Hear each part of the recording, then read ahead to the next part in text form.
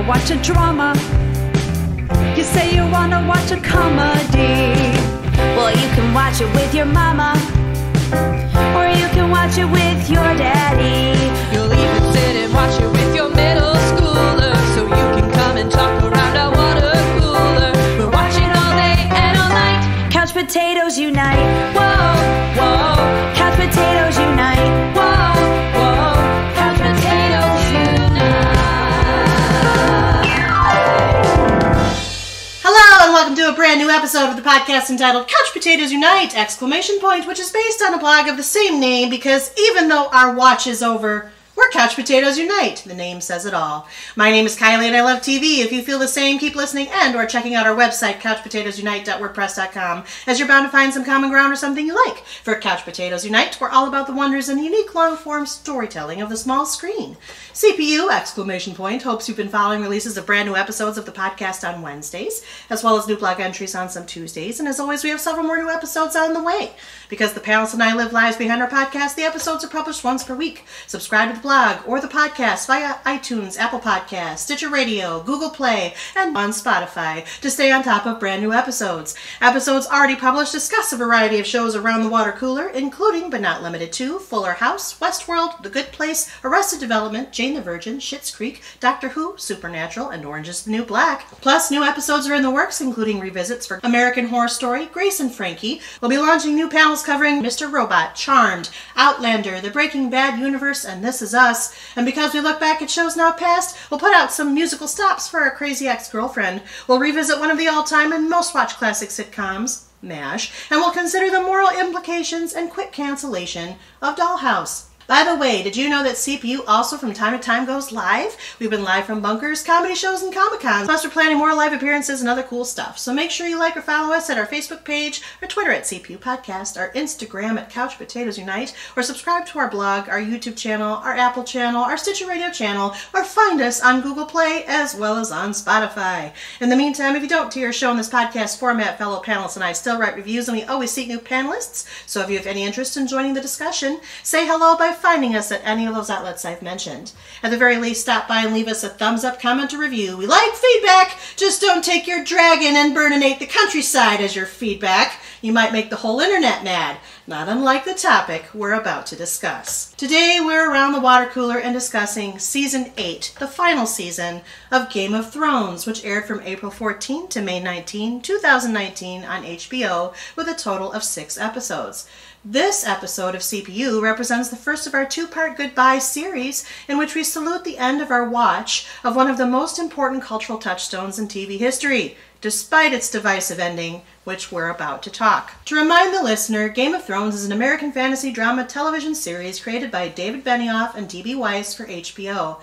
It is an adaptation of A Song of Ice and Fire, George R.R. Martin's series of fantasy novels. Set on the fictional continents of Westeros and Essos, Game of Thrones has several plots and a large ensemble cast and follows several story arcs. One arc is about the Iron Throne of the Seven Kingdoms and follows a web of alliances and conflicts among the noble dynasties either vying to claim the throne or fighting for independence from it. Another focuses on the last descendant of the realm's deposed ruling dynasty, who has been exiled and is plotting a return to the throne, while another story arc follows the Night's Watch, a brotherhood defending the realm against the fierce peoples and legendary creatures of the north. The 8th season continued the trend of being all original, with the overall narrative officially having surpassed the narrative laid out and published in Martin's series of novels.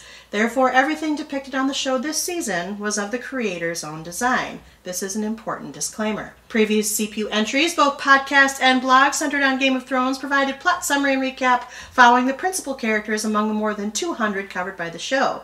For a more detailed plot summary or to delve into the primary characters' past season exploits, listen to prior podcast episodes or check out our other Thrones entries on the blog. If you didn't already know, you can click the floating box at the top right of the header, the picture of the couch full of TV watchers, and search for any blog entry or prior podcast episode, which is far speedier than sending ravens. It is, you know. For now, our noble group of Game of Thrones panelists, namely Kristen, Amanda, Jay, Chelsea, and Rob, have returned, ready to wax philosophic about Thrones' 8th season. Before we do, I'm going to take the typical moment to double-check the panel's temperature.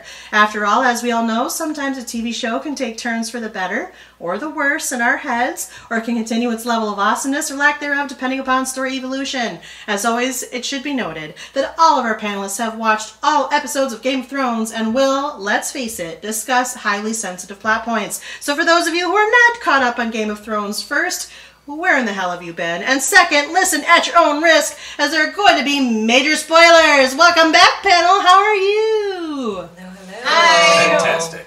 We've reconvened. It's been a couple years, or seemingly.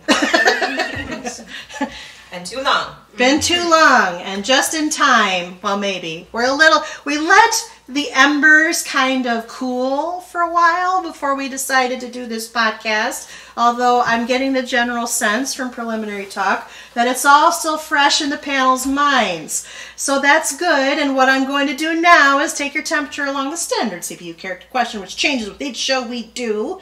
I have tweaked it somewhat, not a lot, but enough. And this is how it goes. Are you ready? Ready. Yes. Okay. Awesome. They're ready.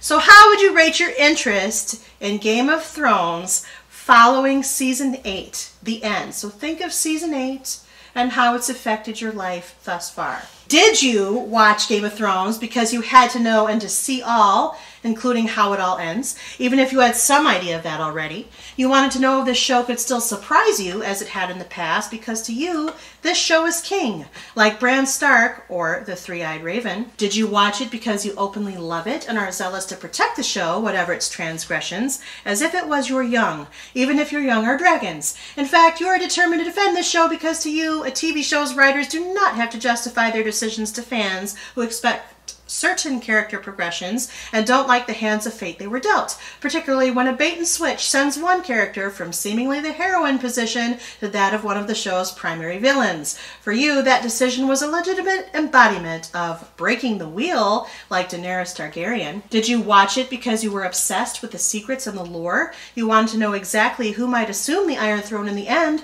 like Samwell Tarly and by extension Gilly? Did you watch it because you believe that the story ultimately champions strong female characters despite the naysayers' critiques, like Brienne of Tarth, Tormund Giantsbane, or Grey Worm? Did you watch it because it's like home to you and nothing lights a fire under you, literally nothing, like the fight to protect your home and your family or siblings, like Sansa Stark?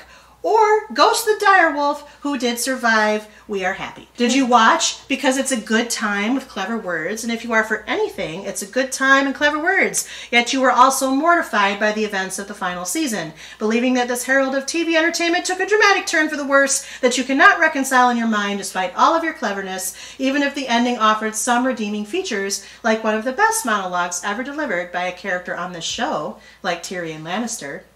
Did you watch it because you were rooting for the underdogs or the characters that were likely not going to have the happiest endings, no matter the larger outcomes facing Westeros, like Sandor the Hound Clegane or Gendry Baratheon? Did you watch it to learn how a girl could seek revenge against those who wronged a girl? Plus, you really only cared about the survival of the Starks, like Arya Stark. Did you watch it because you wanted it all, the power, the prestige, and the honor of the Iron Throne, and you were willing to do whatever it took to keep it? Since, so you thought, you'd lost everything else but the throne and had nothing left to lose, at least until you, spoiler, lose your life and the reliability and comfort of watching the show, like Cersei Lannister. Did you watch it because you finally know something instead of always knowing nothing? And though you cared nothing about Iron Thrones, you care everything about the citizens and subjects of Westeros, which is why Daenerys' decline, perhaps, affected you the most and hurt you the deepest, like Jon Snow, aka, spoiler, Aegon Targaryen. Did you watch it because you saw hope in certain character arcs initially, but became bitterly disappointed by the end and, spoiler, welcomed your death or the end of your watch with some apprehension but also some relief, like Varys?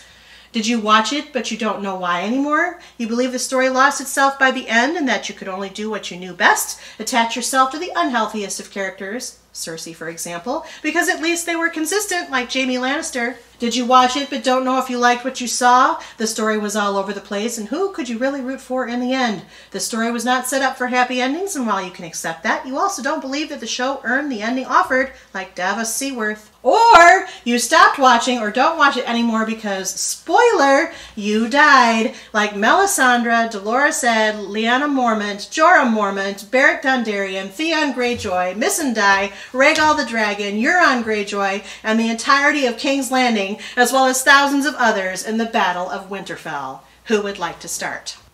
I'll start. I'll jump on that sword. Okay. Hi, I'm Kristen. Hi, Kristen. Hi. Hi. So, let's see. Where to start? I am going to be 2 this time, not my normal 3. I'm still going to be Tyrion. I was so mortified by the events. What in the world happened to this series? But it did have a great monologue, so that's my Tyrion. And then also, I'm going to be Davos. I watched it, but it was all over the place, and I hated the ending. I didn't think it was deserving of what they had set up. That's easy. Okay. Last time you were Tyrion, but Tyrion had a better outlook on life. Brienne of Tarth and Arya. Mm-hmm. Okay. Still rooting for the strong female characters, but that's where I'm going to land. Fair enough. Welcome back, Kristen. Thanks. This is Amanda. Hi, Amanda. Hi. Hi. I was also Tyrion, consistently, it seems. I do, though, have a little bit of Dany in me in that I don't know that they completely owe us explanations, but I still don't think they set up everything that happened. So while I don't think show creators owe everything to their fans, it still just wasn't done very effectively. And they do owe us that. All right. Welcome back, Amanda. I'm Chelsea. Hi, Chelsea. I've always been a Stark girl, and I still am a Stark girl. Definitely watched the show, needed to continue to watch the show to see how Arya ended up, how the Stark family ends up. And so I think I also have to say, though, that I'm a Stark guy this time, Bran, because I watched because I needed to know like how it ended. I needed to know, how it ended up. And so, yeah, I guess, Stark through and through. All right. Welcome back, Chelsea. This is Rob. Hi, Rob. Hello. Hello. I was Bran. I don't know if I can stay Bran at the end. I'm not mad. I'm just disappointed. I would probably agree with Kristen about Davos just at this point. Was lost near the end. Wow, I that's could go quite a fall. off the grid and say maybe Tormund, just here for a good time, a couple laughs, do what I gotta do to get to the end here, and Well, Tormund also celebrated the strong female character. Sure. Okay. Yeah. Welcome back, Rob. Thank you. I'm Jay. Hi, Jay. So I've always been a Tyrion, with the shout out to Daenerys. With the descriptions that you've given in, I think I'm a Davos and a Varys now, which is kind of like it's all over the place. Disappointed by the end, just in a little bit of relief that it's over, because things need to end sometimes, and this one needed to end. And it ended now, so... Okay. Welcome back, Jay. And of course, my name is Kylie. As you know, I moderate and participate on this panel if you've listened to our series the whole time. I have traditionally pretty much been Daenerys. I am actually going to stick with Daenerys this time. I have some disappointment, like Rob characterized it, but not as disappointed as perhaps some people are who have chosen like the Davoses and the Varyses of the piece. I am going to add, however, Tyrion to this, just because it did take a dramatic turn. I can reconcile some of it, but I can't reconcile all of it. And the ending did offer some redeeming features like the monologue. So that's where we're going to start. Now, as you can see, the entire panel is all over the place itself, which is pretty representative of what happened following the ending of the series finale. In fact, I spent a lot of time on the internet because, Big Brother knows I like Game of Thrones, and it kept feeding me the content, so I kept reading it, and it was very controversial. And so we're going to talk about it, and I think the easiest way to kind of address this season, there's only 6 episodes, which Chelsea just thumbs down, is to first kind of address it from a general place and then look at each episode specifically. Because the characters by this time are all thrown together. We're not talking about necessarily house versus house. We're talking about the final things, the battle against the armies of the dead, the battle for the Iron Throne, the dragons, all that stuff. So, let's start with what you felt about season 8. And take as much time as you need to process. It was too rushed. Not enough episodes. I mean, I think that's ultimately we're gonna get into greater detail about all of that sort of thing, the stuff within this stretch of episodes. But I think that what Kristen and Chelsea just said is the point, in the sense that if they had just given us more episodes, they had an end point, like we are going to do this many episodes and we're going to stop it at this sort of season, and then they put this timeline on what was going on, and then you can say maybe they didn't fit the timeline correctly, or they sort of shoehorned things into the end. I don't know, however you want to do it, but it just felt like with the opening few seasons and the world that they built, it felt like, okay, so to give us some sort of ending to this, they funneled it down into not enough time to give us a proper ending, I thought. I would agree. Just they didn't let it breathe. The storyline, the arc, I was okay with, but yeah, just way too rushed. And I felt like we don't deserve it from the creators, but at this point we have invested this much time, years into the show, that you just kind of want to see it formulate a little slower. Yeah, like I'm not mad that they maybe took things in directions that we hadn't predicted or where we didn't want it to go. That's fine. That's the part to me that bothers me, is that they had some really solid storytelling and good pacing throughout the series, and it feels like that went out the window. So we didn't really get a show that had the same feel as the show we were all enjoying watching. And that's frustrating, because how hard would it have been to even shoot a couple more episodes and say, we lied, we needed to do a couple more to do the story justice. And I think nobody would have been upset about that. And it's not like they didn't make a bunch of money. They could have done it. Yeah, even just 2 more episodes. Right. Just to, like Rob said, let things breathe, or really let the storylines develop more than just all of a sudden these big changes that we were supposed to accept. I would have been happy just with 2 episodes, even if they were slower paced, filler to let the storylines develop would have been very beneficial. I would like to add, just as Amanda said earlier, and as things going, it's this fact of like, what are we owed, or what do they give us, or what do we deserve? And the answer is, as Amanda said, we as fans are owed nothing. And we deserve nothing. We are literally just consumers of the television show, and however the showrunners want to make the show is completely up to them. And so, I'm sure we're going to talk about it at some point, but this whatever online petition to reshoot the show. The ending. Like, that's all dumb, because it's their show. It's not our show, and however we feel about things and whatnot is just that's it. It's our opinion. And they don't owe us a darn thing. But I think that what we can all agree on is that the first couple of seasons of the show, not only did we enjoy personally, but I think that critically, and people who look at television shows and structures and pace and characterization and acting all basically gave this show very top marks.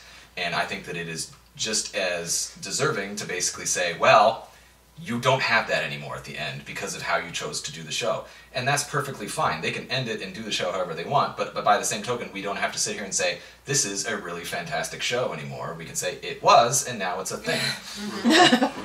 Yeah, I think the thing that really hit me most about this last season is that we didn't see, especially with Dani, she didn't get enough episodes to really, for us to really see that breakdown, to see that emotional turmoil. It just kind of felt like a switch went off and there wasn't enough build up for that for me. And so that was almost like, I don't know, I kind of rolled my eyes at that moment, because it was like, it kind of felt like it came out of nowhere a little bit. And again, there wasn't enough time for her to really develop to get there, and that was disappointing. Yeah, I'm going to kind of paraphrase Jay in response to Chelsea. We got a lot of foreshadowing in previous seasons leading up to her break and her total change of character, but there wasn't development. Right. To Yeah, get this there. season there was none of it. Those scenes we should have seen more between her and John, or her and that weren't there at all.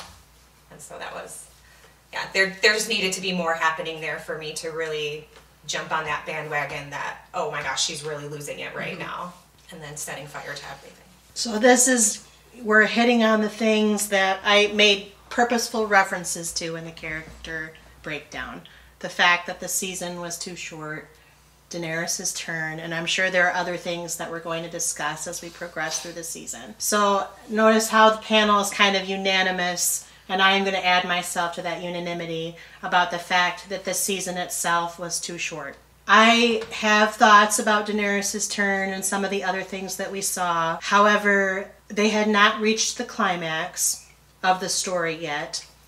And if this was the climax that they were always driving toward, which we can agree or disagree whether or not that's true, even if there were things seeded in prior episodes, which I will later argue that there were, they did not do enough calling back or re-table setting in this season to make what Chelsea's talking about worthwhile. It's true. I used the words deserve and stuff because it's that petition. That's exactly what I was reflecting to. That there were fans that literally lost their minds on the internet and made this petition because of this idea that they deserved something. And I agree with Jay's waxing on that. It's ultimately the creator's product. But the product can be not what it was, not the freshest, not the greatest by its end as it started off in the beginning. And I think that's definitely an argument that we can all agree on. There was something that was very special about it in that first 4 seasons, we'll say, for sure, 5 or 6 if you want to argue that point, where they actually, not only were they having the source material as their backdrop, but very deliberately selecting and choosing those bits of source material to kind of launch them forward. But then in some ways they didn't know how to capitalize on everything. It got a little bit messy in the offing. And that, I think, we're 100% totally agreement on. And I think probably the internet agrees with us too. To the extent the internet listens to us. Hello, internet. But now it's about whether there are individual controversies and things that have happened that literally went episode by episode as this series progressed.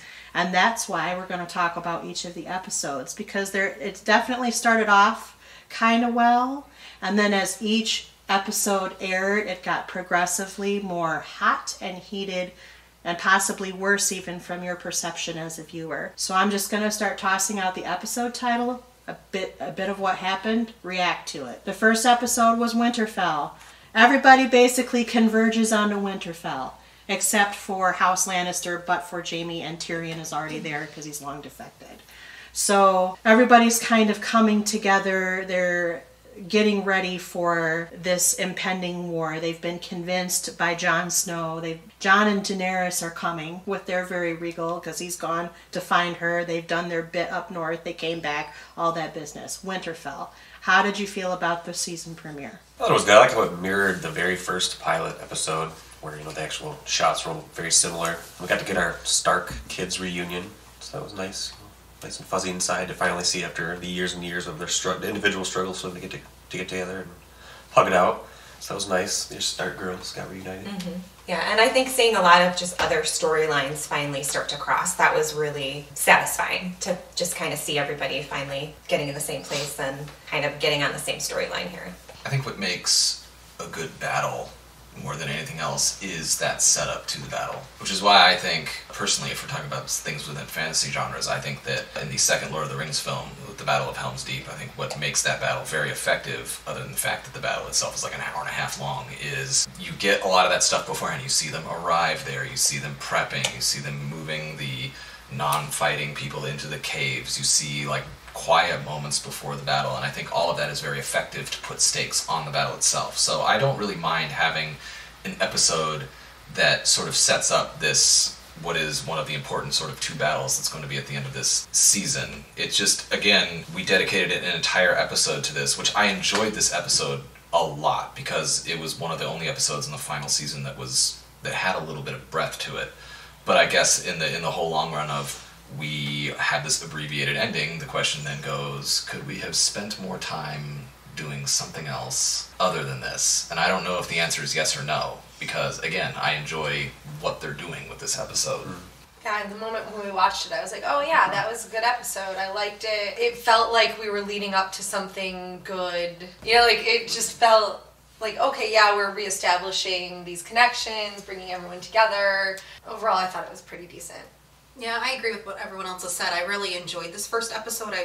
I like that we had that room to breathe. You know, it felt like a true Game of Thrones episode that we're used to. I like that we didn't have to wait too long for the Stark kids reunion, and that, you know, we had all of our characters together in the same place. I like that they addressed that right away. And I agree with Rob. I love how they mirrored the pilot with, you know, when King Robert Baratheon was arriving and then when Dany was arriving. It had that same kind of feel. So I felt like, okay, we're really getting into a good episode here. I just want to note that Jon rides the dragon in this episode. And there is, of course, kissing and other stuff between his as then unknown aunt. But probably the most important set of events that happens in this episode is that not only does Daenerys meet Sam and kind of confess to Sam that she torched with the dragon his brother and father, Sam then, hurt by learning this, tells Jon Snow of his parentage, which then sends Jon Snow into a spun-out doubt place, which kind of sets up other things.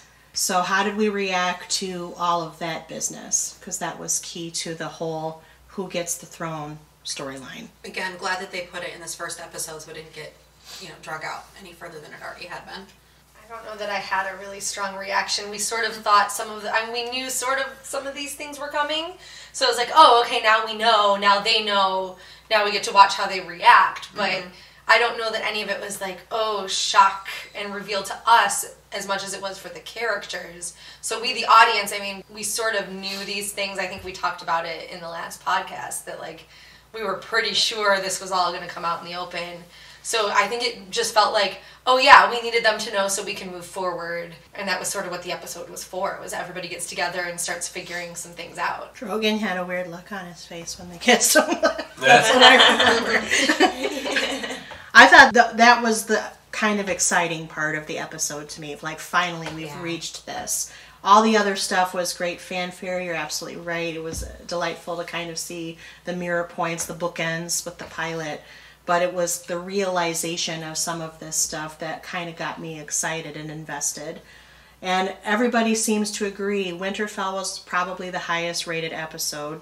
If not the second episode, which we're about to discuss, A Night of the Seven Kingdoms. This is basically everybody knowing that the White Walkers are coming, and the Whites, and having a night unto themselves to prepare that. It results in some drunken reveille in the Great Hall at Winterfell, some quiet moments between Arya and the Hound, you know, things of that nature. What did we think of that episode? Again, it was really fun to see characters who have had separate storylines, you know, the entire show just kind of converge and come together. You know, Jaime and Brienne and Tormund, like, that was really fun to see all of kind of the warriors come together and have a conversation and get Brienne was knighted. Yeah. Yeah, that's right. And there was a romantical liaison with Jaime. True. I was happy about the knighting, less happy about the other business. Yeah, because then they kind of turned her into a pile of mush. Yeah. Jaime left at the end, and that felt very anti-Brienne to me. I was mad about that. I felt, you know, because you've mentioned it with the ratings and how we're feeling and stuff like that. You keep mentioning the phrase strong female characters. And I feel like, if anything, a lot of the characters that we've built up as strong female characters took very stereotypically female arcs that have been in history throughout the story, like making Brienne sort of this pile of mush in a romantic story is not something that she was totally about, and it disappoints me that that's what they do with her character, because do we need that? Is that something we need? They could have had their time together and then she's okay with it just being what it was, you know? Like, they didn't have to make her so emotionally involved. And I get showing a softer side to a very tough character, so I get doing that, but you didn't have to make her quite so pathetic in the after. You know, it felt out of place. It did. It just really felt out of place. And the chemistry wasn't good either.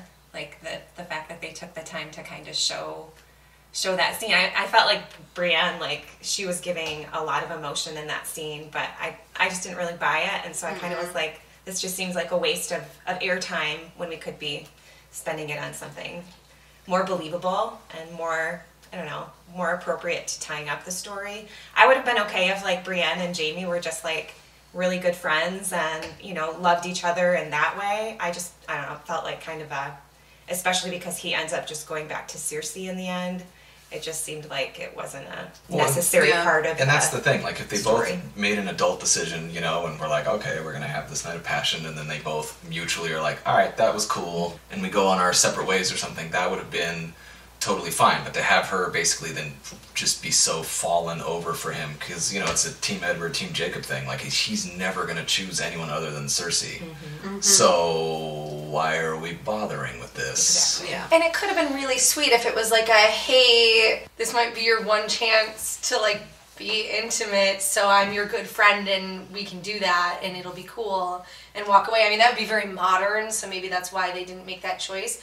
But you wouldn't have to show any of that. It's just so, like, hey, yep, it's clear they're going to, and then we don't have to deal with lack of chemistry and weirdness, and then we just know that this is a thing, like, this is what people do. I mean, we saw it with other characters, that, like, this is what you do on the eve of battle, is sometimes you do the thing you haven't done yet, and then you move on, because you might die, and you don't want to die not having done that. Like so, Arya. And yeah. I mean, she definitely was like, this is, like, what's happening. Yeah. She's like, I don't want to die without experiencing this, so Right. we're going to go and hang out in a sack of potatoes. What they did is what we're wishing that happened with Jaime and Brienne. And maybe you don't want to have, like, two sets of people doing the same thing. I understand that, but then why? You know, you don't have to.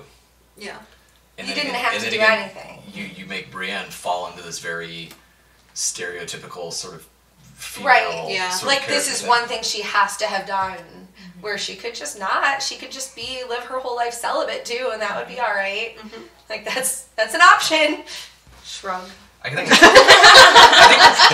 I think that's the point in the sense that, you know, I think that something that I enjoyed about this show was that this show had characters that made slightly different choices than characters usually do in other stories. You know, and especially with some of the female characters, in the sense that, you know, they aren't being these stereotypical fantasy genre female sort of people, and that was something that intrigued me. And I felt like this final season, maybe, you know, we underestimated George R.R. Martin's writing this whole time, in the sense that they're on their own, and a lot of this stuff at the end, they're just like, oh, we'll just have her be weepy for a guy or something, and it's like, now that's not something I want. But did he approve all this? Or, like, did he give them the basic storyline? the basic plot of where he was going to Okay. go and how he was going to end things. So I don't know if the ending that we got was ultimately the ending he had in mind, because now, you know, as of, like, 2 days ago, he came out and said, I'm going to give you a totally different ending in my books. So, Oh, okay. And Then they're worth reading. I mean, since so. he's never Right. going to write them. You Since know. he's never He's never going to we're write them anyway. There going is to die that. mad about that. But that's Was this his plan, or is he now changing the ending because of the very negative fan reaction That to how one. the show played out? That one. That one. So, And if he gave us the exact same ending in his books, nobody would read them. Yeah. He wants to sell books, like, let's be honest. he'd still sell books. But not as many. Right. He's so rich working for HBO now, though. I know. Does he need to sell books? So he has that whole Targaryen prequel in the works too, so I thought that was kind of the overall theme of the season too. Like what Jay was saying, the best part about the show is it felt real. They made different decisions, and now it was like these stereotypical, like almost corny, like storylines. We'll get to it the last episode, like I wrote a book. It's called The Song of Ice and Fire. I was like, oh my god, are you kidding me? Yeah. You're doing this ending? But yeah. It was disappointing to kind of, for years, you know, it's this real show where always against the norm, and then, they've just fell into old, tried, you know, and I think stereotypical storylines.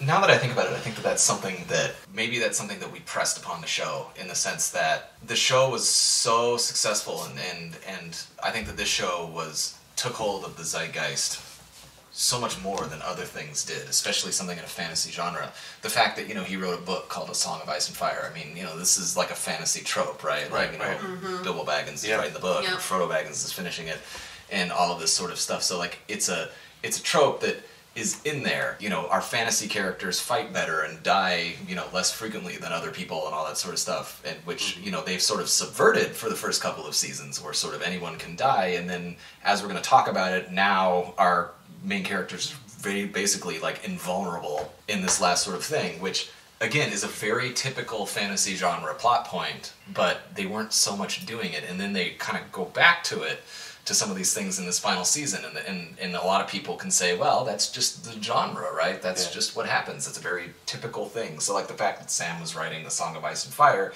didn't shock me, because it's a thing that you find in the genre, but you're right, it's one of those, did I expect it? And do I expect something different / more because Game of Thrones was doing different / more before? So that brings up two interesting points. I'm going to leave Jay's point for a second. Yeah.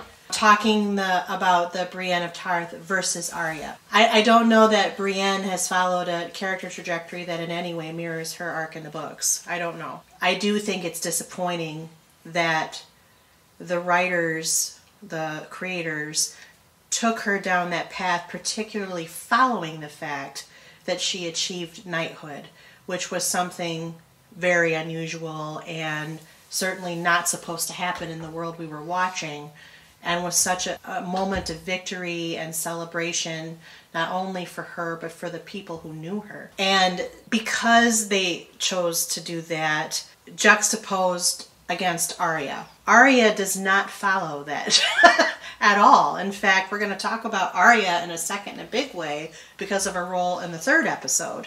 But Arya is everything that you're wanting Brienne to be. So it's an interesting dynamic, and what's the difference? Is it because Brienne is an older character and Arya is a young, hip, modern reflection of our times? Is it because they couldn't duplicate, like Jay was saying earlier, they didn't want to have two characters doing the same thing? And then you kind of have to examine, now Brienne did become very, very, Amanda used the word pathetic in a sense, but I mean, she got it together for the battle, so it was just some minutes. I think you're more looking at the opportunity loss as opposed to, was this really an unnatural reaction for her? It's very likely that at the end of her very first time intimate with a man, she's weepy, and she's loved this guy for such a long time. You know, this is kind of everything she's been hoping for, in a sense. But again, it was part of one of only 6 episodes when everybody's so disappointed about the rest of it. Number 1. Number 2, we're talking about subverting. So that, you know, we've watched a show that has subverted what has been typical in fantasy, and the direct analog is The Lord of the Rings. There's very much about this last season that pretty much steals verbatim from The Lord of the Rings. I said that when I finished watching, like, well, okay, that was the Bilbo Baggins ending. So good. Very nice. But do you think that in order to stay unexpected, they subverted the subversion with what they decided to do? Or do you think it's all just a hack job? Yes. Yeah. We're giving them no credit. Okay. None. We're mad, and we're going to just stay mad. And I mean, you're not going to take it anymore? Well, I mean, we don't have to. It's done. I was quoting a movie. Oh, I know. I liked this 2nd episode. It was probably one of my favorites. I liked it better than the first one, just because we got some of these intimate scenes as opposed to the big bombast of the first episode, except for the Stark reunion. The Stark reunion was really fun. But this was one of the, it's funny, I love this episode, but this was one of the episodes that I thought, well, we didn't really need that. We didn't need that. It didn't add anything to the stakes of the battle. And when we're talking about retable setting for the things that they were going to do in the subsequent episodes, this would have been the perfect spot. And that was hindsight, but I just thought, okay, that was not well planned. I feel like Jay and I looked at each other when the episode was done, and we're like, wait, I think I asked him, how many episodes are they making? Because we've now had 2 where it's a lot of setup. What in the world are they doing? Because while I enjoyed watching them, I then got very scared about the pacing. Mm-hmm. And we said, yeah, this could get dicey. And, well, we've already said it did. Yeah. We've already spoiled that. Was this the episode where John told Sansa and Arya about his parentage? Or was that No, the that first was 4, but he told Dany about his Okay, parentage. he told Dany. Okay. And this is the episode where Dany and Cersei, or not Dany and Sansa are sitting down and Dany's trying to. Yeah. Convince her to join up. There were some really good RBFs in that Oh, scene. yeah. Oh, yeah. I think, one of my favorite scenes probably of the whole season were when those two were kind of facing off. Yeah, there were some good moments. They had very good chemistry in that scene. I really enjoyed that. I don't want to talk about this now because we're going to talk about it later. But this is going into the overall conversation we're going to have later about Daenerys and her character arc and stuff like that. I just want to basically do a pin and say this is strategically a very poor decision for Daenerys, and I think that that's very important when we talk about the character arc and probably the opinion you're going to take, Kylie, versus my opinion, in the sense that I feel like this episode very much hurts your side because strategically this is a very, very poor decision that she's even up here, and we'll get into that. Yes, fair enough. So now we segue into The Long Night. This is one of the most controversial episodes of the season. Not the most. Jay alluded to that one.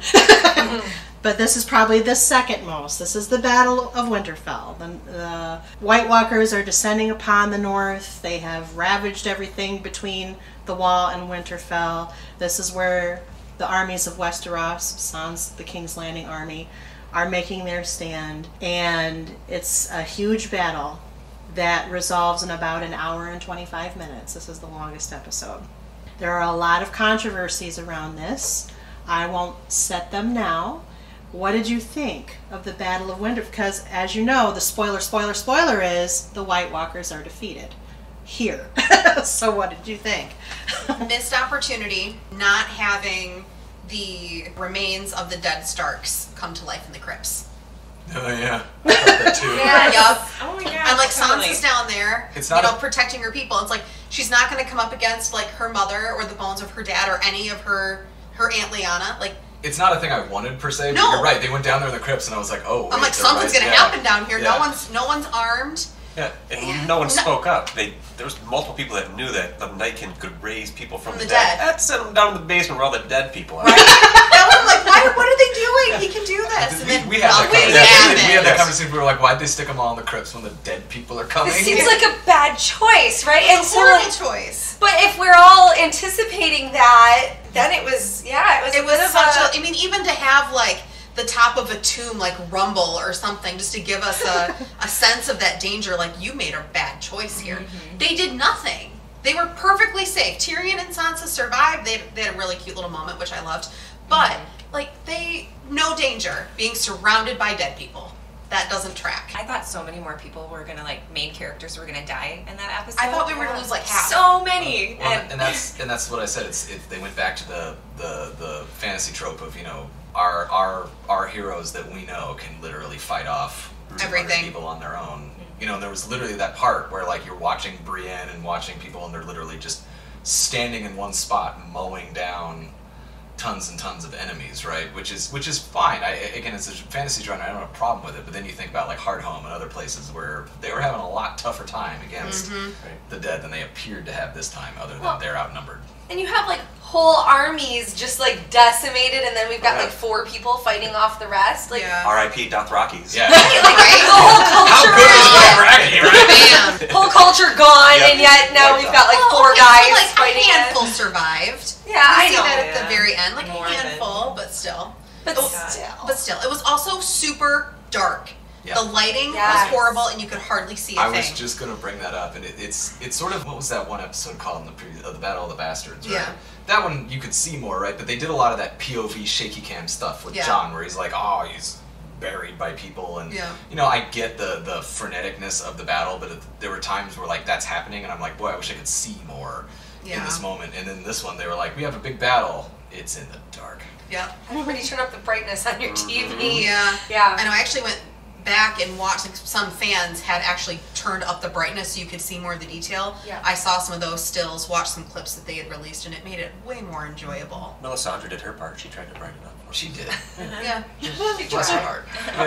I actually didn't mind so much that it was as dark as it was, just because I'm a person, I don't like scary movies. I don't like a lot of gore, so it kind of was nice to leave a little bit more to the imagination because I wasn't watching, too many people, their faces cut off or anything like that. Right, but they sort of do that, and I think that that's a really nice thing that they did, in the sense that, like you said, Dothrakis, right? Like, they charge, and they've all got lights, right? And it's I thought it was very effective in the sense that we didn't when you just necessarily... saw the lights go out. You just saw the lights go out, and you're like, oh. Oh, shit. Yep, that was cool. And then, so we've got the whole, we're not watching the Dothraki getting slaughtered, we're sort of imagining it, which I think is worse in a lot of ways. But then we get up, and they're actually fighting. It's not like we're imagining the fighting, they're actually fighting, but we can't see just because of lighting, not because of, ambiance or, some sort of, sleight of hand. It's just literally like, turn the gamma up slightly if you could, please. Because, the big dragon battle in the sky, we could hardly see anything. And that was... People love the dragons. Well, and you spend so much money to put something like that together. This is part of why maybe we spend so much time in the quiet places that are a lot cheaper to shoot, because if they have a certain budget and they know they're spending a small fortune making these happen, but you spend that much money, we should probably see it. And I hesitate to bring this up. I'm going to bring it up now, because you probably saw it up on the internet and blah, blah, blah, the whole, Starbucks cup controversy. And things like that, in the sense that, okay, so Danny's sitting there, and there's a Starbucks cup in view, and I'm not going to sit here and be like, how dare the show? All these sorts of things. Mistakes happen, right? These things sort of happen, and maybe they put it in there just so that everyone would, There's something to talk about. Yeah, they lose their minds about it and whatnot, but... If that's the case or not the case, to me it's one of those indicative things of clearly they are not paying as much attention to their craft as they used to. That's okay, all these sorts of things. But then when we sit here and we say this battle was a little too dark and shot dark, and people are like, well, they meant it to be that way because of blah blah blah. And it's like, you left a Starbucks cup in your shot. Did you mean it that way, or is this just what you did? But I would say, in my defense and their defense, I didn't notice the Starbucks cup when I was watching I didn't either. When I read about it the next morning, I actually quick ran to the bathroom at work and pulled up HBO on my phone and went through to find it, and it was there. I didn't notice the Starbucks cup. I noticed the water bottle in the final episode. I did notice the water bottle too. I saw that. Yep. Under one of the chairs. Yep. That was clear. But the Starbucks cup for whatever reason didn't seem totally out of place. I didn't notice it.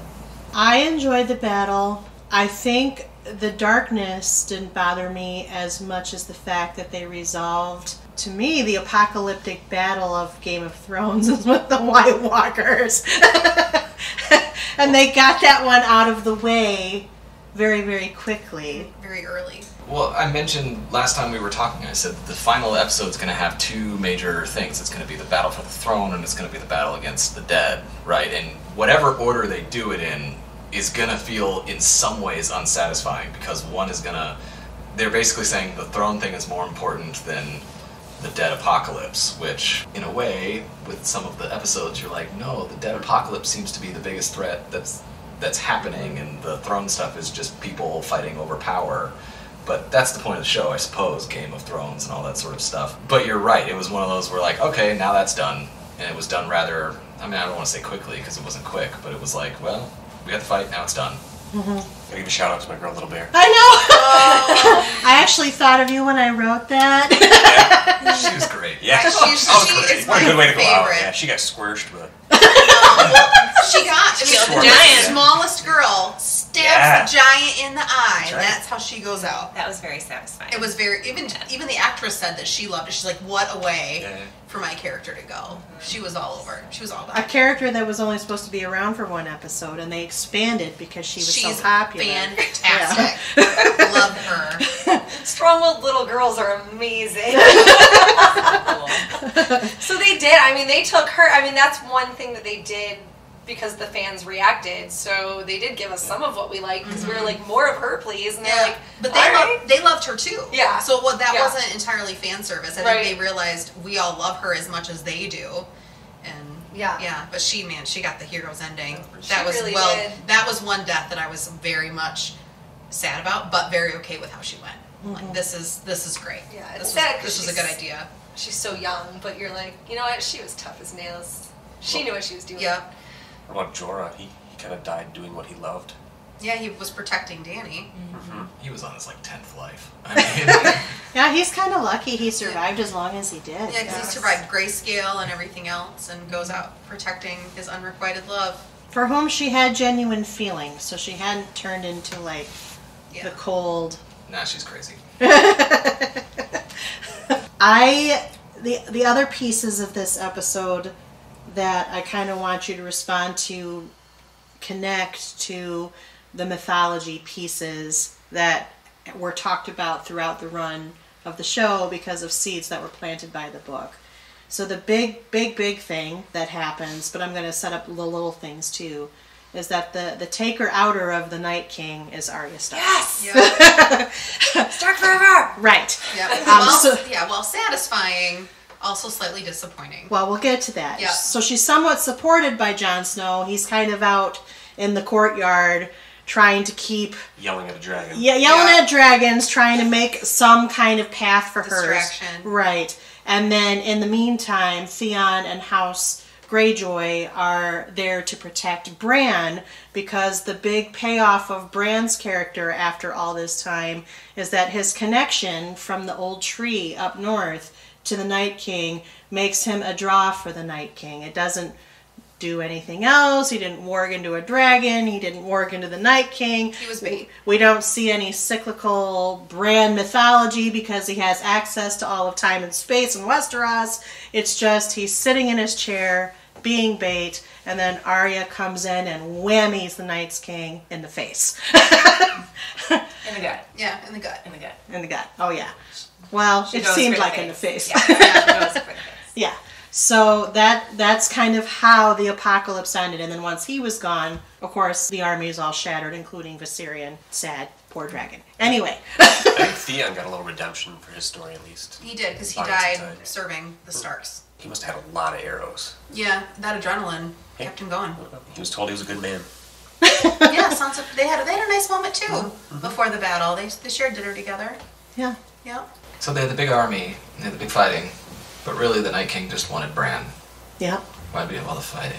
Because it looks cool. Yeah. Well, and I think there's something about a threat that appears unending and really huge and then actually is much more fragile than you thought it was. I had no problem with that. You know, right? like there's something like, I mean, that's very just fantasy world, right? Like there is the one linchpin always. There's a way to end this. Bran is the One Ring. Yeah. Yeah. Yep. But, you know, it's like you had to take out the king and then the whole system crumbles. But they could never get to him. And so it really was, you had to make yourself vulnerable for him to then get so tunnel visioned that he becomes vulnerable. Because anytime anybody came anywhere near him, he could just, with a wave of a hand, inundate them and it was over. And then he dropped his guard. And so even though he was the big bad, it really was just one, I mean, he's not really a person, creature, thing that just controls all the rest. And it's not a system that can then rise up. Unlike the, you know, human characters where if one dies, there's always more to rise up and come back and the system perpetuates. Like, it sort of makes sense to me that you would get rid of the fantasy thing first and, like, it shows, oh, humanity had this big threat, but then this one thing was able to turn it around. And then it really gets back to, you know, the struggles, the machinations of trying to figure out who's going to be in charge of the human world. Like, it sort of makes sense to me. Yeah, that all made sense. I enjoyed the weapon of choice used. Yeah. And I just have this Coming full image circle. of Arya as, like, flying squirrel, like, stabbing. Yeah. And I love it. It made her storyline, I don't know, it kind of tied that all up. Like what she went through from seeing her father beheaded to all of her training all and of her her training. experiences. Like it made total sense to me that it was her, but I was so surprised that it was her still. And I feel like I should have picked up more on the like Bran being bait thing, just because he can see everything and, you know, obviously so calm about it because he's not feeling much anymore, but but yeah, that was really cool that they were able to kind of fool the Night King in that way so that he was put in that position and kill him dead. I love the choice because I didn't expect it. This was one of the very satisfying, I think is a good word, endings, you know, given Arya. I was not disappointed.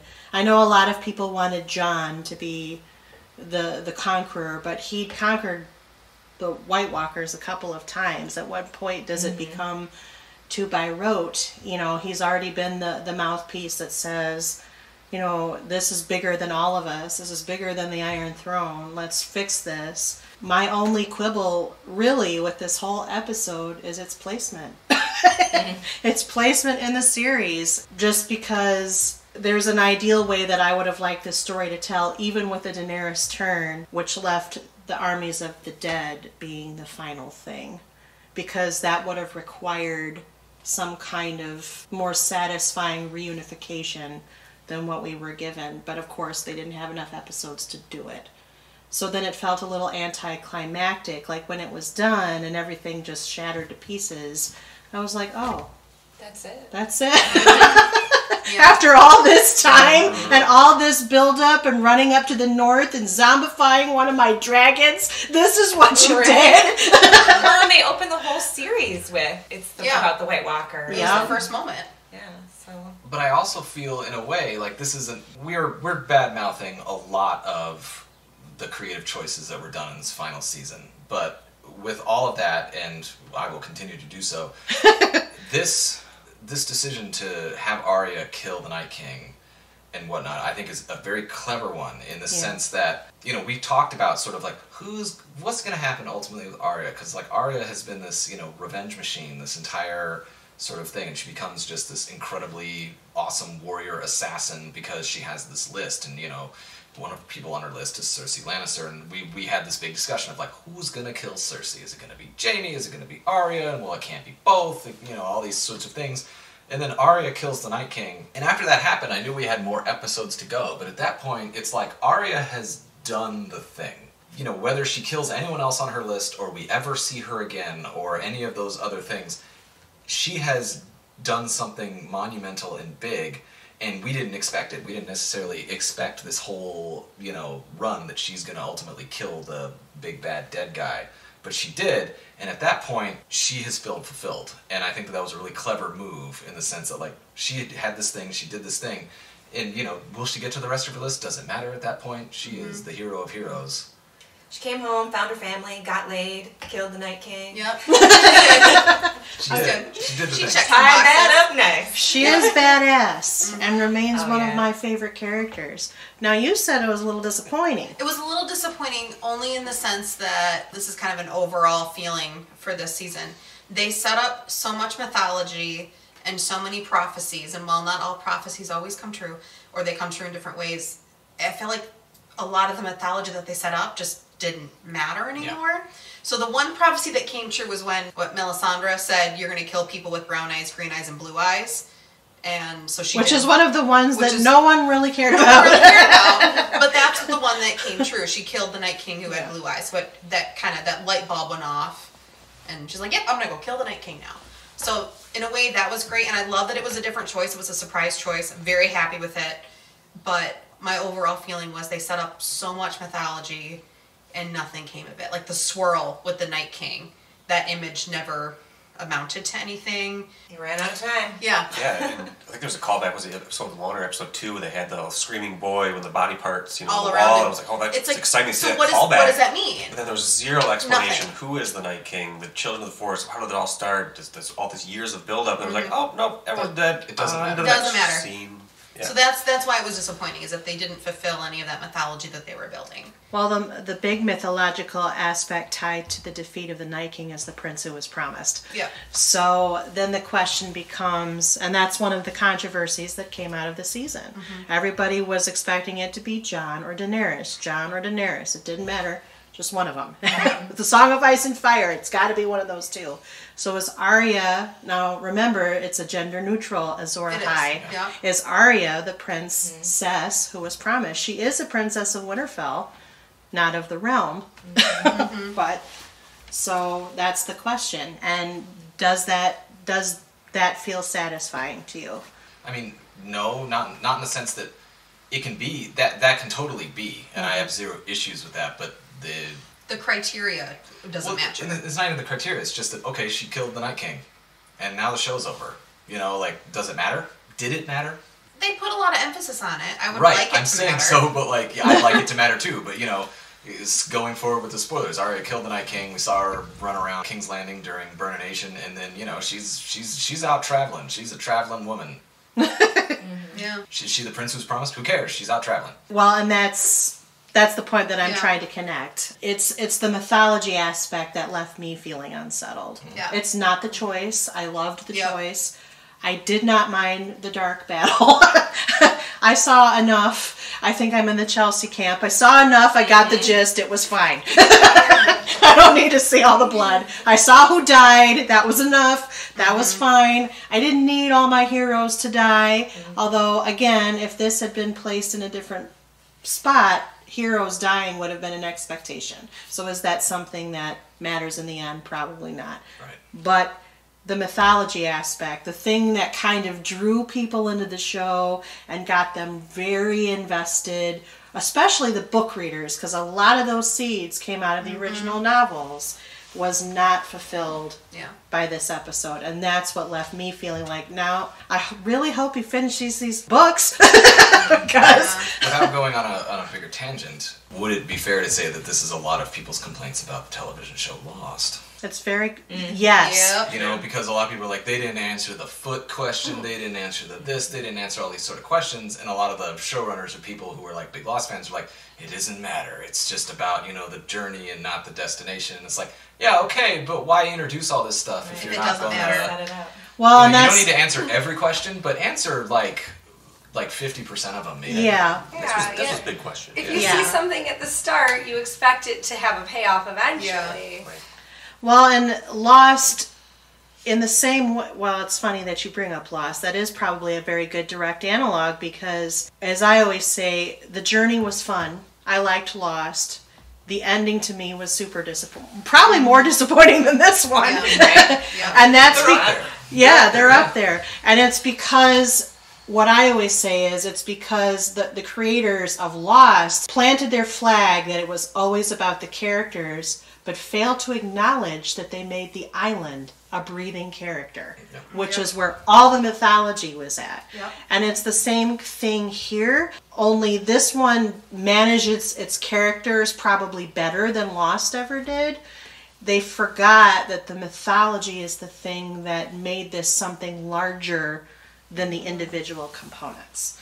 And I think that hammers home here, and probably a little bit more in a coming episode. So we'll leave the Battle of Winterfell. We're now going to go to the Last of the Starks. This is the 4th episode. They do the big funeral thing. This is where Jon tells his sisters about his big secret. Arya decides to take the road to King's Landing with the Hound. Euron starts to get all percolaty, although he really doesn't matter in the end.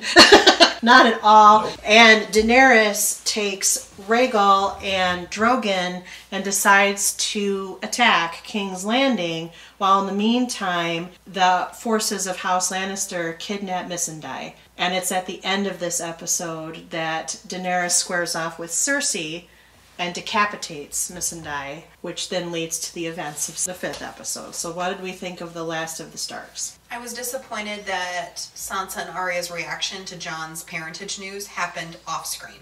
I think Sansa she told Tyrion right away, though.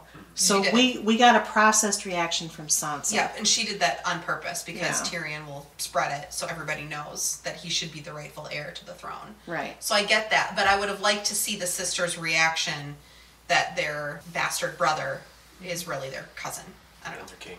And I just know. I felt a little cheated by that. And to see Sansa's reaction because of she had such a strong reaction to Dany coming in. Absolutely. To just watch that shift on her face would have been nice. Sansa, I think, is the most uneven in a lot of this final season because so much awesomeness happens with Sansa, and yet I feel like they sort of don't show as much of her as maybe they should have in a way.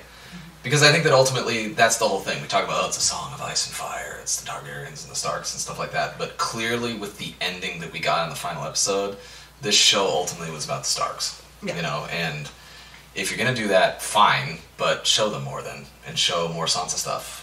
Yeah, I did think she got a little short-shrifted past episode 3. Yeah. Pretty much. I agree with that a lot. This is also one of the episodes that, aside from the ending sequence, again, it was a slow episode.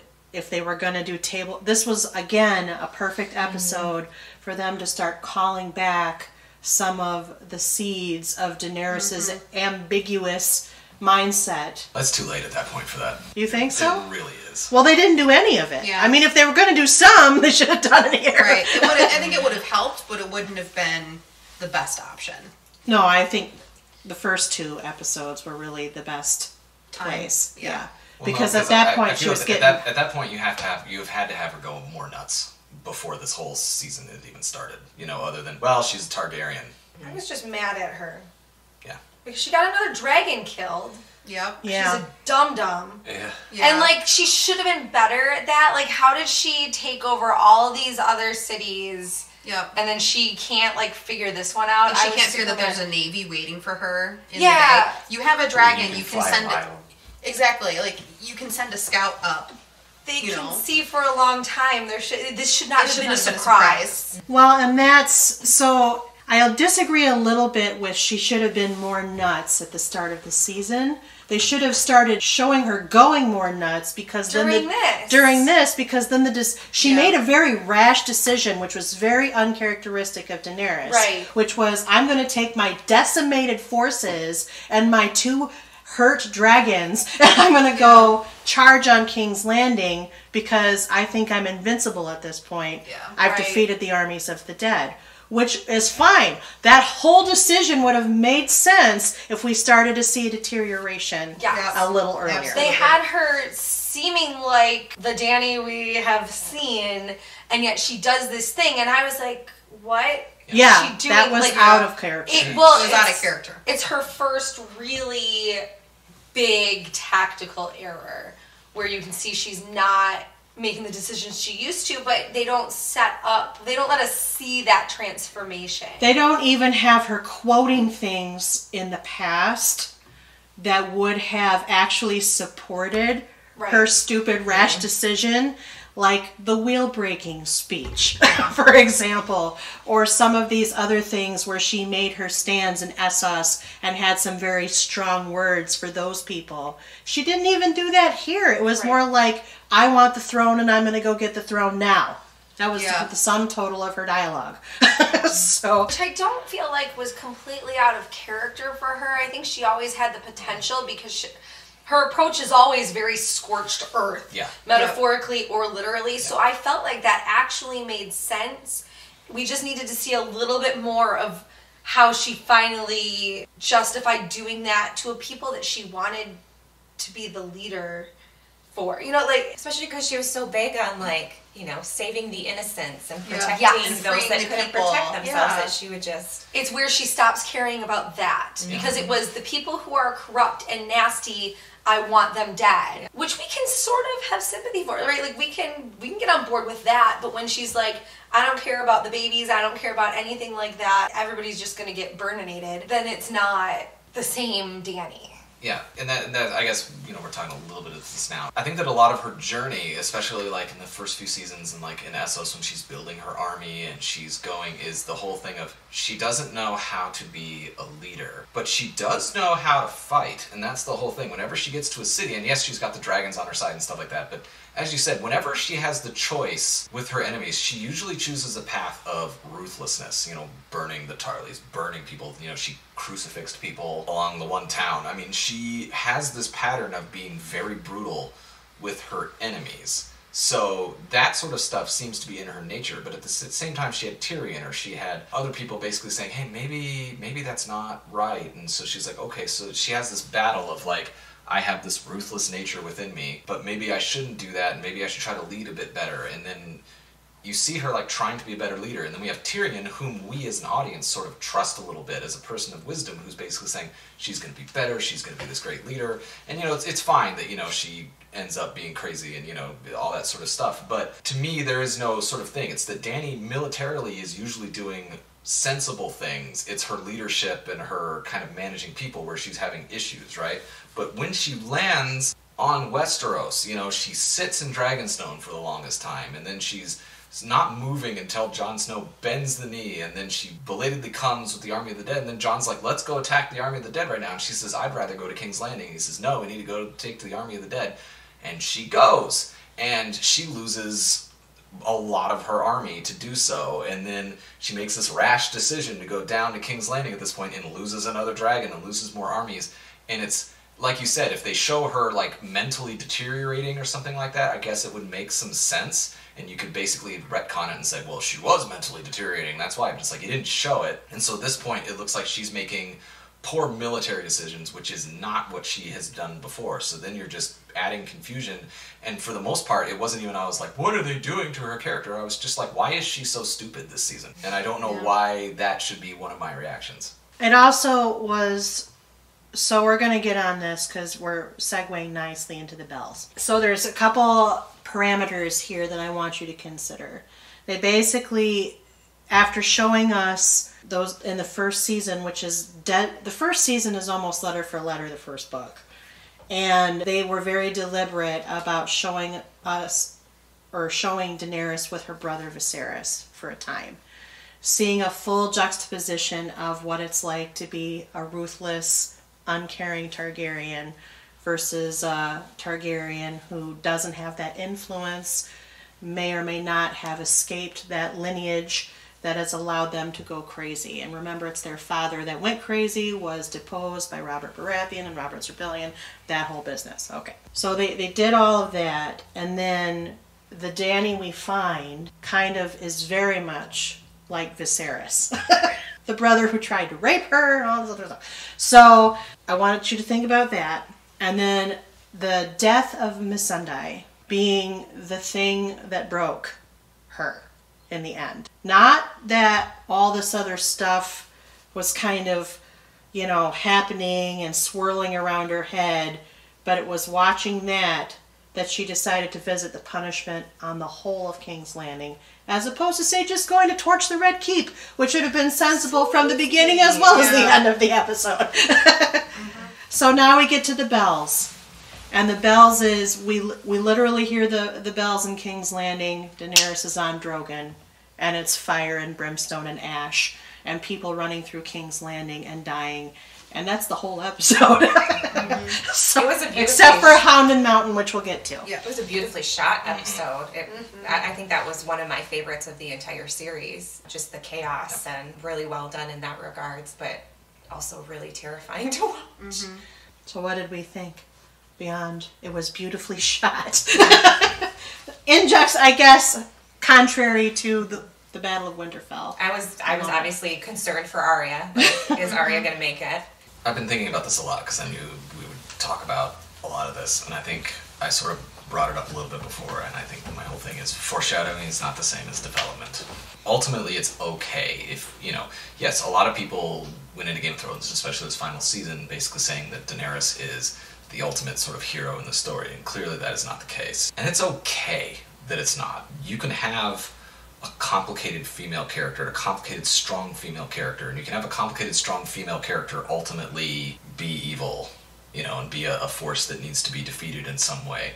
All of that is okay, but just to say, well, she did some crazy things in the past, and she's a Targaryen, and there's all these sorts of, well, they had this one thing, 4 seasons ago, and this other thing, and it's like, all that as it is, they showed, as you said, they didn't show a lot of the craziness happening other than seeing Missandei get beheaded broke her, or, Jon Snow's just ultimate, hey, I'm not gonna have sex with my aunt, broke her. Which I do applaud him for that, by the way. All that broke her, and, she's just, all that sort of stuff, and I'm sitting there going like, that, we have spent so many years creating this complex, strong female character, and we've literally just turned her into a crazy person, literally at the drop of the hat, because, again, you can foreshadow some things, but if you don't develop any of the turn and just turn her and say, well, she's a Targaryen, she, flip a coin, and, she burned the Tarleys, and, she had some of this ruthlessness. It's like, we knew the ruthlessness, but her being a little ruthless to me does not mean she's crazy.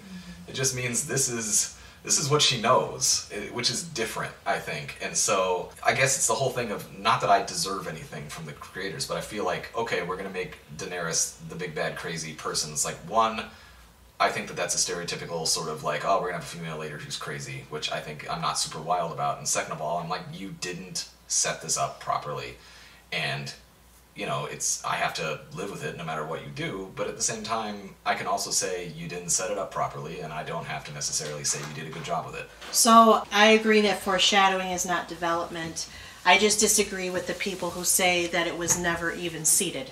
Like it was just randomly like a thing. I don't think that's true. But I also agree that I actually think this was George R.R. Martin's intended ending for the saga. Well, yeah, I think so too. Yeah, and I think that of those talking points that he did verify for them, this was one of the ones that they knew from the very beginning. The problem goes back now to the shortened episodes and putting the timeline on it. It's like they lost sight of the key pieces of John's parentage and how that affects, of Danny's progression to this hero turned villain, of the armies of the dead and the mythology. I think George gave them what the answers to some of those questions were. I think they knew them, and they delivered them in the end, sort of, but they just didn't execute a path to feel that it was an earned, satisfying path. So I'm not mad about the choice. It was a little on the nose that they did some imagery that first evoked The Last Jedi from Star Wars, which was already evoking Nazism at that point, because that's the sequence of the chronology of events. Game of Thrones this season came out after that Star Wars movie, and of course long after some other stuff. They had some cool shots. I do enjoy Daenerys coming over the steps of the entrance into King's Landing and Drogon's wings behind her. That was probably one of the best visual payoffs in the series, but I'm mad at the story development, because obviously I started this podcast to talk about scripted shows and story development, and this was one of the best, most positive, kind of nobody had bad things to say for a long time, maybe somewhat in season 7, and then we get here, and it's like I can't divest what I already have expressed about other shows and not apply it to Game of Thrones. I just don't think it was quite the shock per se that's like the petition starters we're having regarding her turn. I just don't think that they ultimately did enough to earn it in the end. I actually probably would have thought it was very clever if they'd have kind of let us in these morally ambiguous, oh, well, this could have gone either way all throughout.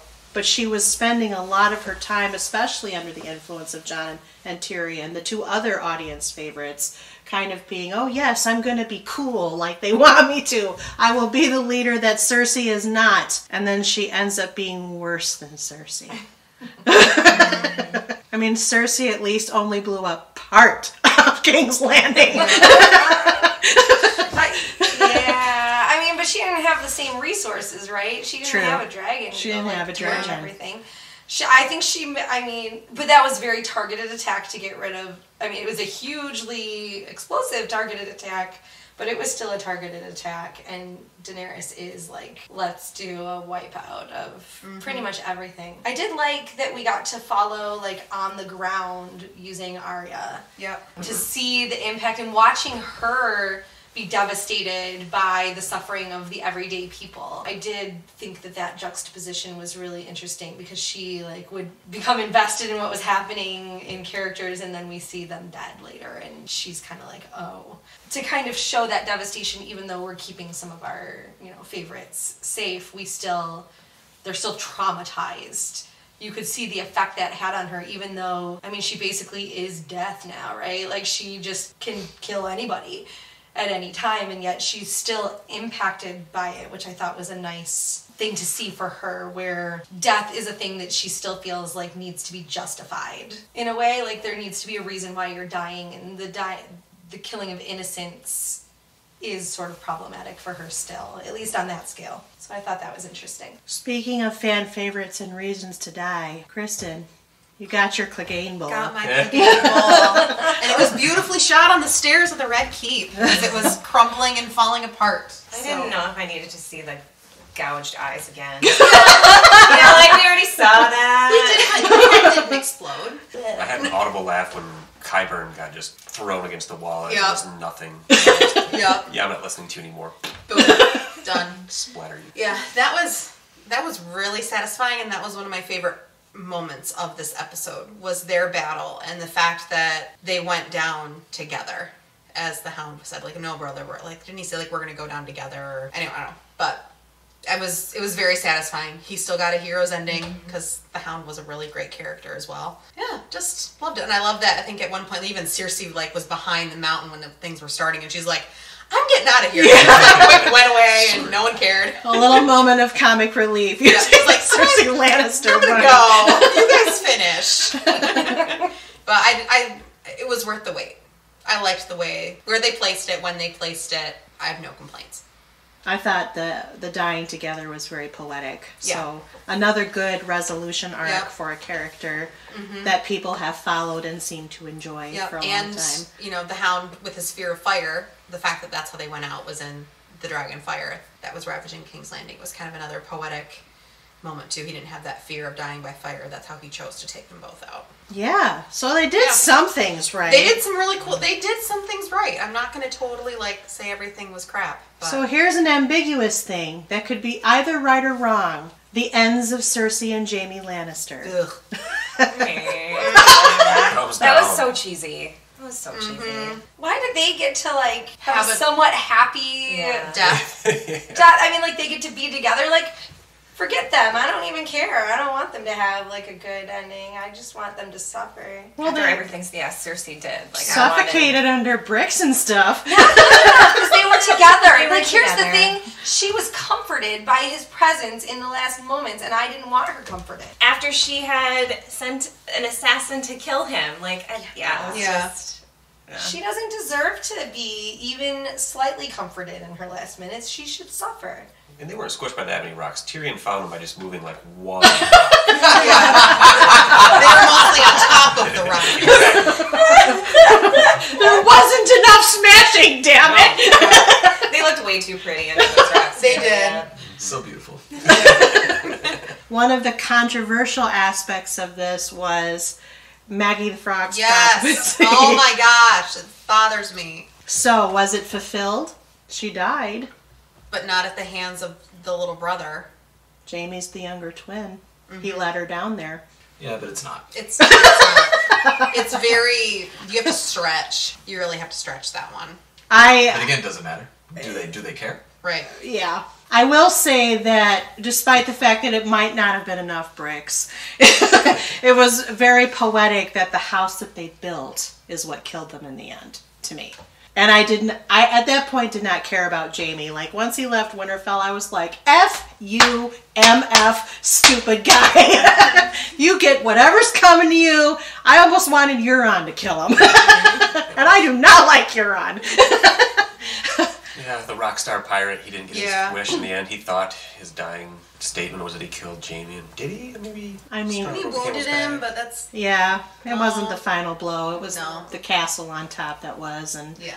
Euron was a waste of celluloid or digital time as well. He was a Ever. waste. Yeah. Why did we need that character ever at this point? Yeah. That one didn't matter at all. No. And he was obnoxious. More than the rest of his relatives. Even more than their father was. And that's saying a lot. But yeah, after all that spending time on Maggie the Frog, I mean, arguably there was that, but Jay says it's not, so I guess I can move on. It's not that I don't care, but it's just they clearly don't, Yeah. They spend some Yeah. time on it, and then they're like, well, we don't need to resolve it. No. Enjoy the journey. Not worth it. Disappointing. Well, after all is said and done, at the end of this episode, I believe, or is it? No, it's in the next episode. So the next episode is the Iron Throne. After all the devastation, Daenerys finally settles her butt down. The Unsullied is fighting soldiers in the street. And two major sort of plot threads happen in the final episode called the Iron Throne. One is that Jon, under guise of I'm coming to you, Aunt Daenerys, to applaud you for your genocides and stuff, then turns the knife. And this was something that had been predicted a long time. One of these two was going to die. It ended up being Jon killing Daenerys at that point to save the land, followed by her dragon very smartly. Drogon is such a smart dragon. Coming in and melting the Iron Throne, which was fun to see. I enjoyed that. And then the other was the decision on who to place on the Iron Throne. Jon survives all the melee, but the Unsullied are calling for his head because he murdered Daenerys, or took her out righteously, however you want to say it. And so they would not have supported and would have continued their fighting with everyone if they had put Jon on the throne. Jon doesn't even want the throne. He's beyond done at this point. He doesn't even know what to think about life. And so they have a council of the remaining heads of houses, such as they are, and the choice in the end, as advocated by Tyrion, is Bran, the three-eyed raven Stark, as king of the land, with a small council made up of some of our nice people, like Brienne is the head of the Knights Guard, and Sam is a maester of whatever, and Tyrion is the hand, and Davos is on there. Well, whatever Davos is doing, who knows? So, and that's kind of how it ends. And of course, there is much controversy out of these 2 points. People struggled with the fact that Jon killed Daenerys. And had to. I mean, at that point, I agree. What other choice was there? Yeah. That was his choice. That was the only one who could have done it. And then finally, the choice of Bran to be king. And the North became its own kingdom, separate. Oh, from yeah. the rest. Sansa asked for the North, and Bran said, To be a free kingdom. Sure thing, sis. Yep. So she becomes the queen in the North. Yep. Which was nice for her. What did we think about the series finale? It was an odd choice because it felt like the couple of seasons leading up that he wasn't Brandon Stark anymore. He's not Bran. He's the three-eyed raven. And then, no, he's just going to be Bran the Broken. Yeah, he's still going to do his three-eyed raven thing, but he's going to leave us. It was just a hard sell for me. I think my biggest issue with the whole season was Jon's character and him being like, I don't want it. Like, I felt like he had one line that he just repeated the entire season. And ultimately him deciding, like, I don't want this, didn't that ultimately lead to Dany burning down King's Landing? And if he had just stepped up in the beginning and said, yes, I'm the rightful heir to the Iron Throne, would any of this had happened? So I struggle a lot with him being like, I don't want it the entire season. And then also at the end, after he kills her, like, Sam, can't you speak up and be like, hey, this is the guy, like, he should be on the throne? And that he's just, like, kind of pushed aside because he killed Dany, even though he is the rightful heir to the Iron Throne. So I had a really hard time with that information that he was a Targaryen and a Stark, that it was like that was said in the first couple episodes and then it didn't really matter anymore. Like, Dany wasn't worried about it. Like, yeah, you can still be in my council, but I'm not worried about you, trying to take the throne from me. So I really struggled with his storyline and how it all tied up in the end. But obviously, I've been rooting for him from the beginning and not Dany. So yeah, so that was tough for me to kind of accept that they would just send him off to the Night's Watch. Like, his siblings would agree to do that as well, or his cousins at this point. But so that was a big struggle for me, his storyline in the end, and how they all decided that he wasn't even, like, kind of part of the conversation anymore. Well, and it's sort of an interesting thing to me to think about this line of inheritance-wise. It probably should have been him. The prophecy we've got set up, it probably should have been him. And he said, I don't want it, and walked away. And he's been saying he didn't want it all along. So, like, we have to, at a certain point, you're like, yeah, he has said he doesn't want it.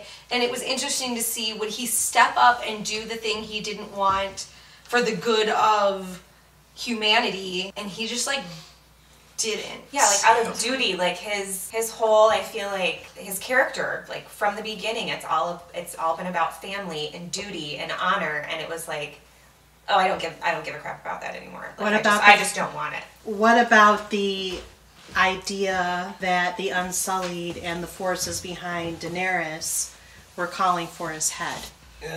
They got sent away anyways at the end, right? Well, because they were placated by the fact that he didn't have the throne.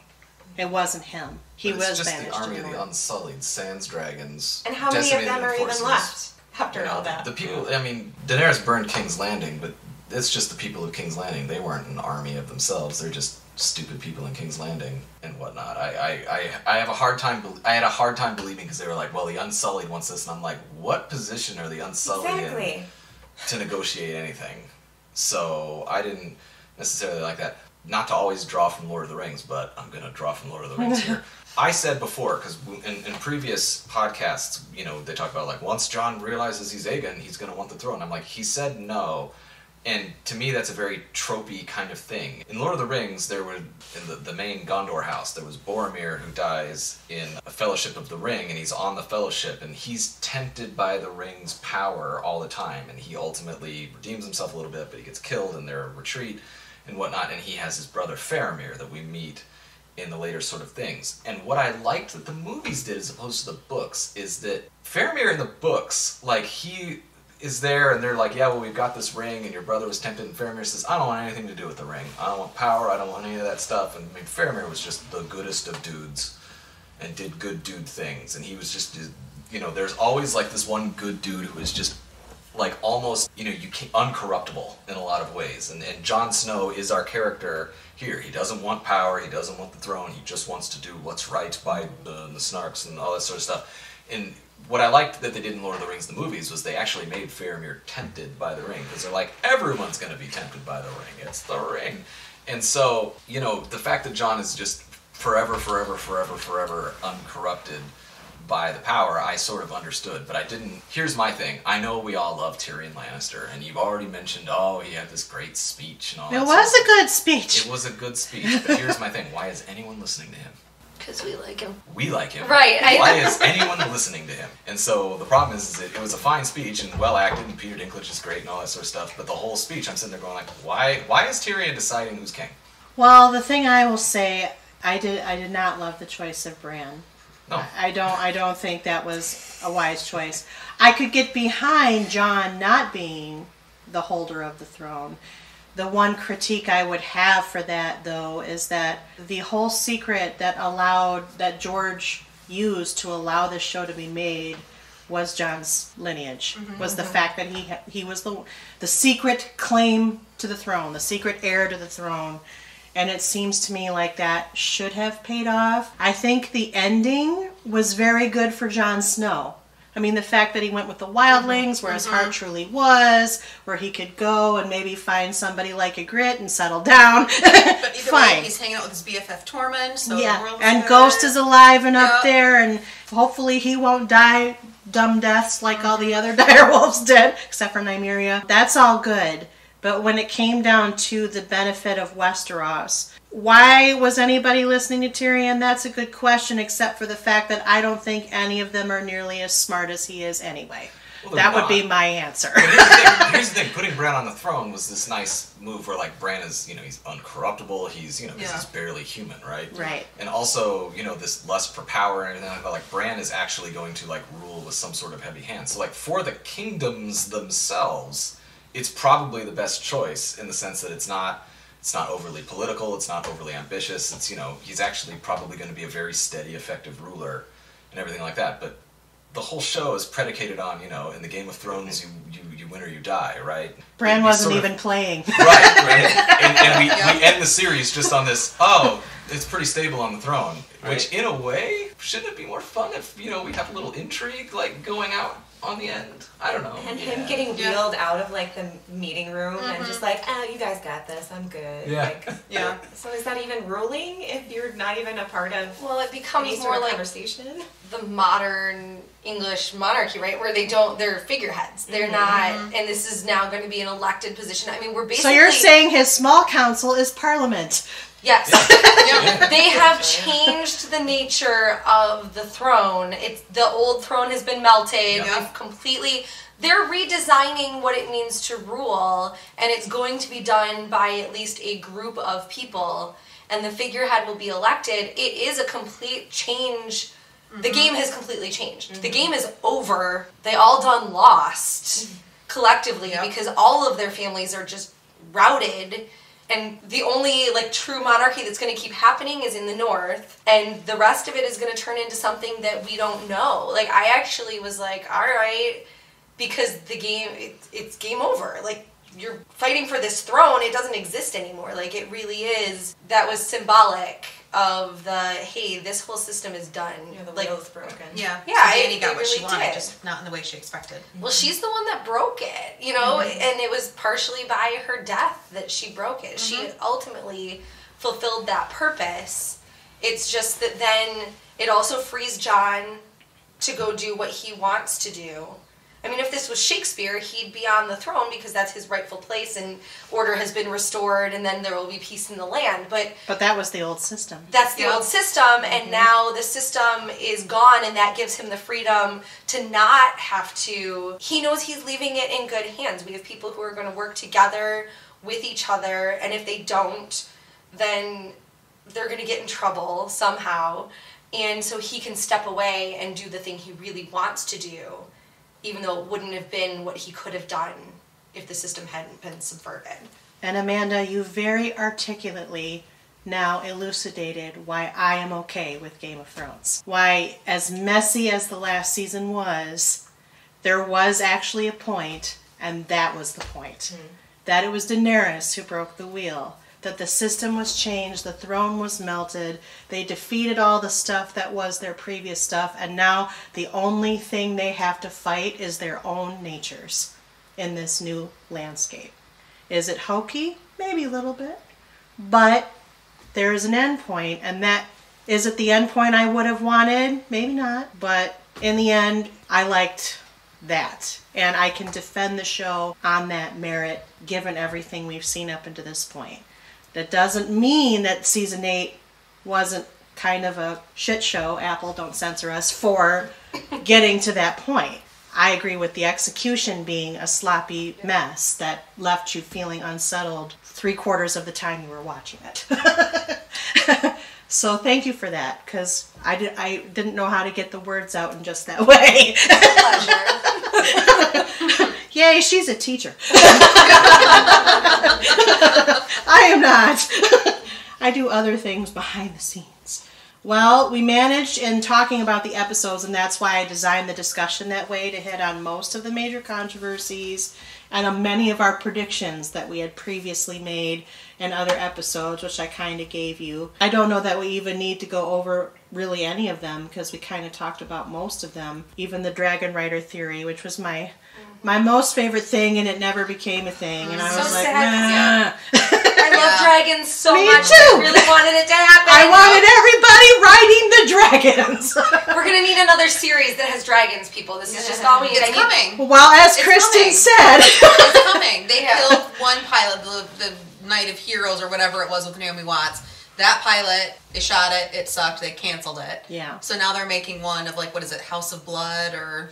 It's basically Something. a prequel covering the pre-Game of Thrones events of House Targaryen. Yeah. I mean, that's It's set fine. only like 500 years before the events. I would also take a So. Dragon Riders of Pern series, just so we know. Put that out there in case anyone with money is listening. So this dragon thing didn't make me happy. How about this one? That was a darn good Dragon series, thing. man. Those books were Yeah. amazing. I will take that recommendation forthwith. So, because we're going to do a separate episode that looks back at the whole series where I ask those typical questions, what I like to do at the end of our first Goodbye series is to ask you to rate the end of the series along stars. Not like the star rating scale that we use, don't bother about the holy smokes business, but 5 stars being the best it could have possibly been in your brain, to 1 star being, man, that was terrible. Half stars are okay, because if something doesn't quite fall, you know, I don't know if it's 3 or 4, fine. You can 3.5 it. How would you rate Season 8, the end, that focus, Game of Thrones? Everybody must So do. just this last season, not taking into account anything before it. The standalone. Well, you can use the context of what came Okay. before. Yes. Ultimately, it's how would you rate their landing sticking, given everything that you know so far? So we're reading this season, not this series as a whole. You can think through the series Yes. as a whole, but ultimately You could think this one in comparison to the other seasons. Yeah, but it's just this. It's not the whole show. or it's the end, really. How did Okay. they do in the end? 2 stars. Jay's like, I know the answer. The show as a whole is not a 2-star show. It's more than that. But this last season, yeah. Because they did some things right.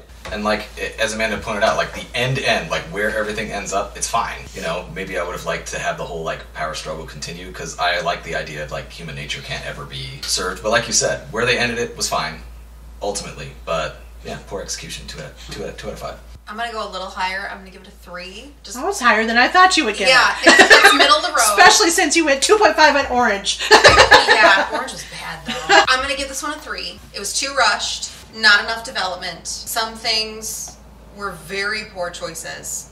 One that we really didn't talk about was how Miss and Di, one of the only characters of color, died in chains. Well, apart from the Dothraki being the sacrificial army. Correct. Yep.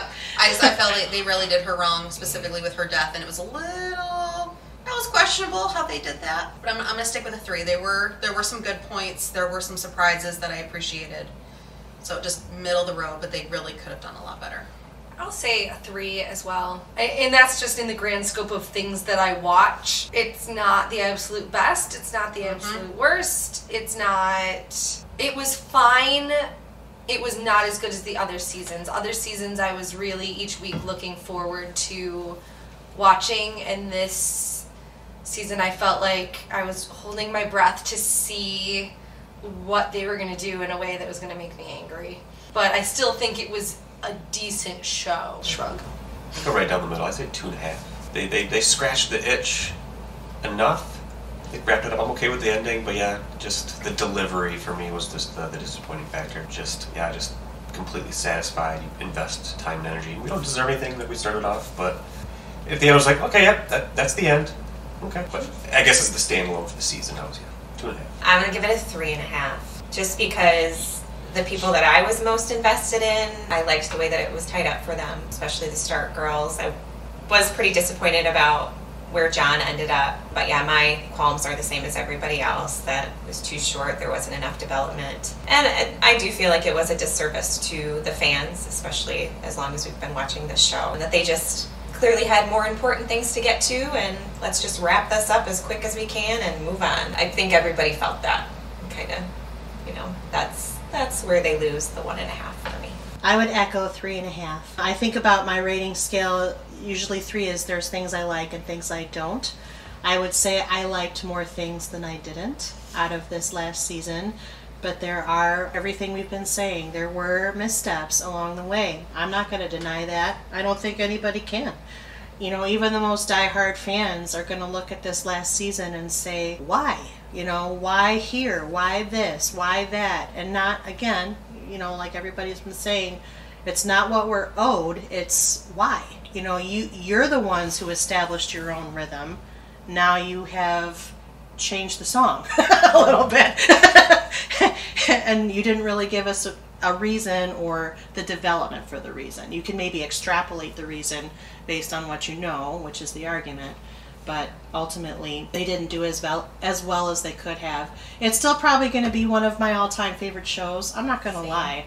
I mean, there's not one of my all-time favorite shows that is absolutely perfect. But there, as far as this question, I would say 3.5. And so that's where we'll leave it. But this is not our final episode, guys. No, it's not. Because as we do with some of these long-running series that we haven't covered from the beginning, we're going to do time to look back at the whole show and kind of process one more time how we feel about Game of Thrones. So before we do that, what I'd like to do is thank Rob, Chelsea, Kristen, Jade, Amanda for joining me in the penultimate CPU episode about Game of Thrones. And since they've done that and joined me and You Play or You Die, it's now time to roll the credits. Couch Potatoes Unite! Exclamation Point was produced by Back Pocket Productions, run by yours truly, the Chief Couch Potato, which is really another way of saying executively produced by me, Kylie Piette. My associate producers are Krista Pennington and Selene Rezmer. I edit this podcast, and our logo is by Rebecca Wallace. Our marketing graphic artist is Krista. Our theme song was written by Sarah Milbratz and sung by Sarah, Amy McDaniel, and Kelsey Rezmer. Kelsey played the keyboard, Ian McDonough played the bass, Christian Somerville played the guitar, and the whole kit and caboodle was engineered and produced by Kyle Aspinall and Christian. We hail from Grand Rapids, Michigan. Please, if you like what you hear, take the time to rate us on iTunes, Stitcher Radio, or Google Play, or wherever you find your podcasts. Give us stars, give us comments, give us reviews. Let us know how we're doing. Send us a message. We might just read it on the podcast. Tell us what you like, what you don't like, what we should keep, what we should toss. You know how it goes. And if you have suggestions on shows we might consider, contact us at our website, couchpotatoesunite.wordpress.com, where we have a guest book, via email at couchpotatoesunitepodcast@gmail.com, or via our social media, Facebook, Twitter at CPU Podcast, and Instagram at Couch Potatoes Unite. Though, of course, we add new and old shows to chat about around the water cooler all the time. We always have several more new episodes coming down the pipe. Just listen to our intros. And if you miss old episodes or want to know in general what we cover, just find us. We are everywhere and searchable wherever you look for things on the internet. You can search for us, or you can subscribe at our website, our channels, our social media accounts. Stay up on our new events and episodes. Until the next time, all Game of Thrones is available to stream at HBO Go or HBO Max or whatever their new HBO service is going to be called. I've lost track. But never fear, like I said, our Thrones panel is not quite done, as we will next reconvene for the second part of this two-part miniseries, in which we say goodbye to this long-running fantasy epic with a high-level look back at the whole darn show. So until next time, until next episode, new episodes published every Wednesday. Keep listening, keep watching, stay tuned!